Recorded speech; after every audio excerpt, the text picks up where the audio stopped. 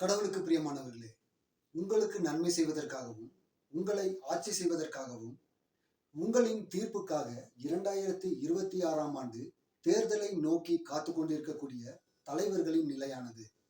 மீண்டும் திமுக தலைவர்களின் ஆட்சியானது அமையும். 2ஆம் இடத்தில் தமிழக வெற்றி கழகத்தின் தலைவர் விஜய் அவர்களும், 3ஆம் இடத்தில் அதிமுகவும், 4ஆம் இடத்தில் நாம் தமிழர் கட்சியின் தலைவர் சீமான் அவர்களும் இருப்பார்கள். இந்த நிலைக்கு அந்தந்த தலைவர்களே காரணம் என்பதை உணர வேண்டும். இந்த நிலை மாற வேண்டும் என்றால் உலக மக்களுக்கு நன்மை செய்ய விரும்பக்கூடிய தலைவர்கள் இதை நினைவில் கொண்டு வருங்காலங்களில் செயல்பட வேண்டும்.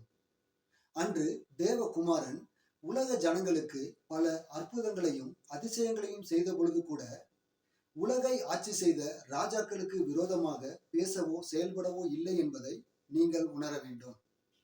அவரிடம் குற்றம் செய்த ஒரு பெண்ணை அழைத்து வந்த பொழுது அந்த பெண் மனம் வருந்தும்படியோ வேதனைப்படும்படியோ பேசவில்லை, செயல்படவில்லை என்பதை நீங்கள் உணர வேண்டும்.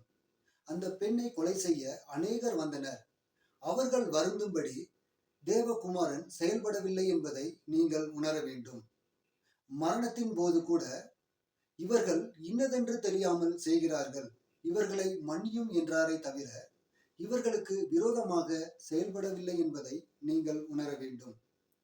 ஆனால் இன்று நீங்களோ உலகை ஆளும் தலைவர்களுக்கு விரோதமாக பேசியும் அவர்களுக்கு விரோதமாக செயல்பட்டு கொண்டிருப்பதுமே உங்களுடைய தோல்விக்கும் நீங்கள் வெற்றி பெறாமல் இருப்பதற்கும் காரணம் என்பதை நீங்கள் உணர வேண்டும்.